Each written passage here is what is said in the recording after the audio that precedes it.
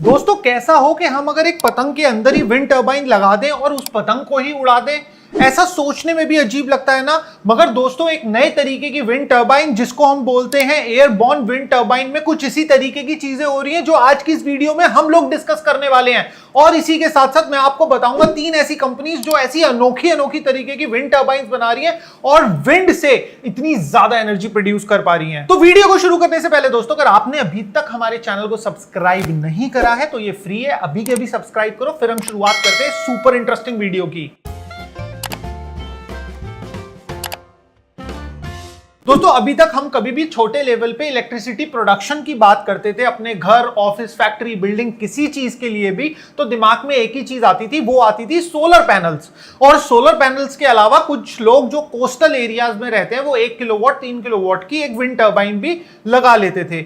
मगर अब चीजें बदल रही हैं। कैसे? क्योंकि नई नई कंपनीज नई नई इनोवेशन लेकर मार्केट में आ रही हैं। अब एक नए तरीके की इनोवेशन आई है जिसे हम बोलते हैं एयरबॉर्न विंड टर्बाइन। अब एयरबॉर्न से क्या मतलब है दोस्तों? कोई भी ऐसी विंड टर्बाइन जो कि हवा में उड़ जाए और हवा में ही उड़ के वो बिजली का प्रोडक्शन करे, उसको बोला जाता है एयरबॉर्न विंड टर्बाइन। वैसे तो बहुत सारी कंपनीज है दुनिया भर में, बहुत सारी इनोवेशन है, बट मैं आपके लिए लेकर आया हूं टॉप 3 इनोवेशन जो कि इस एयरबॉर्न विंड टर्बाइन की फील्ड में हो रही है। तो जो सबसे पहली इनोवेशन है उसका नाम है बैट, यानी कि चमगादड़। इसका फुल फॉर्म है दोस्तों बोयंट एयरबॉर्न टर्बाइन। अब इसको डेवलप करा एक MIT ग्रेजुएट जिनका नाम है बेन ग्लास। उन्होंने कंपनी भी खोली जिसके अंदर वो इस तरीके के बैट को डेवलप कर रहे हैं। अब ये टर्बाइन का जो कॉन्सेप्ट है ये अपने आप में बहुत सिंपल है। एक इन्होंने सर्कुलर शेप बनाई है और उसके अंदर हीलियम भर दी और हीलियम के साथ साथ इन्होंने साइड में उसके कुछ विंग्स लगाए हैं जिससे कि उसकी एरोडायनेमिकली वो ज्यादा साउंड हो सके। और इसी के बीचों बीच इन्होंने एक विंड मिल यानी कि एक पंखा मोटर लगाई है जिससे कि ये विंड टर्बाइन को एक हाई एल्टीट्यूड पे भेज देते हैं। और हाई एल्टीट्यूड पे भेजने के बाद जो हाई एल्टीट्यूड पे सुपर स्पीडी विंड्स होती हैं ये उनको कैप्चर कर सकते हैं। अब इनका कहना ये है कि ग्राउंड लेवल के कंपैरिजन में जब ये विंड टर्बाइन ऊपर जाएगी तो इस विंड टर्बाइन को ज्यादा स्ट्रॉन्ग विंड्स मिलेंगी और ये एनर्जी प्रोडक्शन ज्यादा कर पाएगी। बेन ग्लास की जो कंपनी है एल्टेरोस एनर्जीज, उन्होंने एक और इनोवेटिव सॉल्यूशन निकाला इस टर्बाइन में। जैसे जैसे हीलियम की वजह से ये टर्बाइन ऊपर जाती है, जो नायलॉन स्ट्रिंग होती है जो ड्रम पे लिपटी हुई होती है, वो जब घूमती है तो जो ड्रम घूमता है ये उससे भी एनर्जी ड्राइव आउट करते हैं, उससे भी एनर्जी बनाते हैं। तो ये एक तरीके से एक तो ऊपर जाके विंड मिल का पंखा घूमना, उससे एनर्जी बनना, और उसके साथ साथ जो ड्रम नीचे घूम रहा है जो स्ट्रिंग को छोड़ रहा है उससे भी एनर्जी बनना।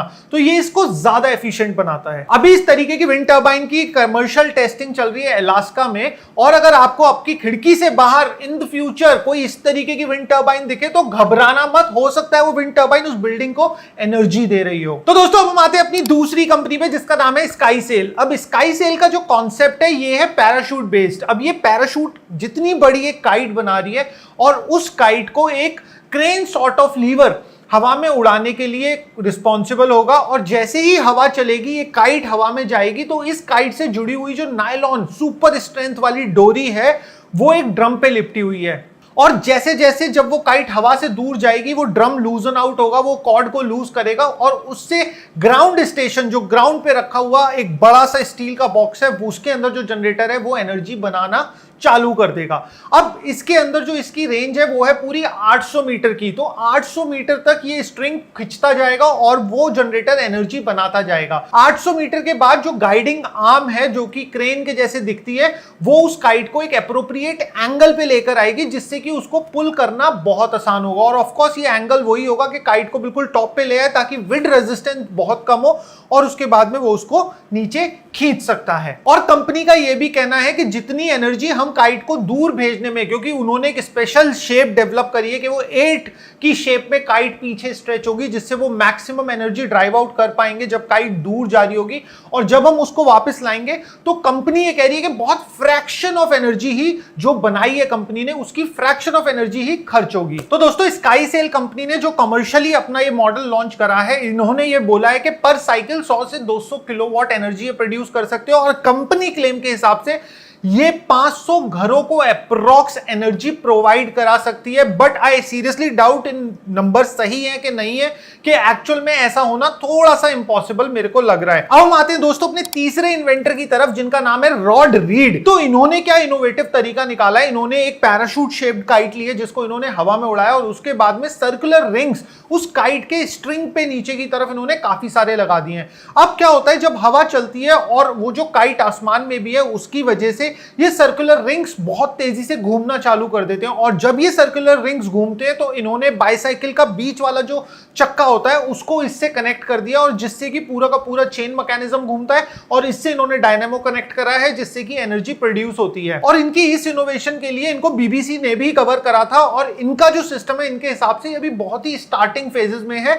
और इनका जो पूरा आइडिया है, ओवरऑल आइडिया, ये पूरा का पूरा एक विंड फार्म इस तरीके की एयरबोर्न विंड टर्बाइंस का क्रिएट करना चाहते हैं। अगेन इसमें जो सबसे बड़ा चैलेंज आएगा वो ये आएगा कि ये हमेशा ऑटोनोमस नहीं हो पाएगी, ऑटोमेटिकली फंक्शन नहीं कर पाएगी, क्योंकि हवा का डायरेक्शन और विंड स्पीड कॉन्टिन्यूसली चेंज होती रहती है। और इसको इस तरीके का सिस्टम अगर डेवलप भी होता है तो उसको कॉन्टिन्यूस मॉनिटरिंग की जरूरत है, और बहुत ज्यादा एक्सटेंसिव लेबर वर्क होगा इसके अंदर एनर्जी प्रोडक्शन के लिए। तो दोस्तों ऐसी बहुत सारी कंपनी है जो इस तरीके की एयरबोर्न विंड टर्बाइंस पे काम कर रही हैं, बट ये अभी तक सक्सेसफुली मार्केट में कमर्शियली अवेलेबल इसीलिए नहीं है क्योंकि हमारे को जो सिस्टम चाहिए होता है, जैसे सोलर पैनल्स का सिस्टम होता है, वो 100% ऑटोनोमस होता है, उसमें आपको कुछ नहीं करना, वो अपने आप एनर्जी प्रोडक्शन करेगा, अपने आप काम करेगा। और स्टैग्नेट जो आपकी विंड टर्बाइंस होती हैं उनका भी सिस्टम ऑटोमेटेड होता है, उसमें ज्यादा मैनुअल वर्क नहीं होता। बट यहां पे जब बात आ जाती है एयरबोर्न विंड टर्बाइंस की, ये टर्बाइंस कंप्लीटली डिपेंडेंट होती है ऑन द विंड्स, तो इनको कॉन्टिन्यूस मॉनिटरिंग की जरूरत होती है। इवन दो नो डाउट ये एनर्जी ज्यादा प्रोड्यूस कर सकती है आपका सोलर और विंड टर्बाइन के कंपैरिजन में, but again continuous monitoring by a person in wind turbines को ज्यादा एक्सपेंसिव बना देती है इन लॉन्ग रन। तो दोस्तों ये तो थी हमारी एयरबोर्न विंड टर्बाइंस की बात, मगर दोस्तों आपको पता नहीं है पास्ट में भी ऐसी सिविलाइजेशंस थी जो कि बहुत ही यूनिक तरीके से इलेक्ट्रिसिटी प्रोड्यूस किया करती थी। हमने उस पर एक बहुत ही डिटेल्ड वीडियो बनाया है, उस वीडियो के हाइलाइट्स ये रहे। अगर मैं आपको बोलूं दोस्तों कि आपके आसपास का एनवायरनमेंट फ्री इलेक्ट्रिसिटी से भरा हुआ है और अर्थ अपने आप में एक बहुत बड़ा मैग्नेटिक जनरेटर है जो आपके लिए अनलिमिटेड फ्री इलेक्ट्रिसिटी बना सकता है। हमारे से पहले वाली सिविलाइजेशन हमारे से भी बहुत ज्यादा एडवांस थी और वो जानती थी कि ये मैग्नेटिक एनर्जी जो है अर्थ की, इसको हम इलेक्ट्रिकल एनर्जी में कैसे कन्वर्ट कर सकते हैं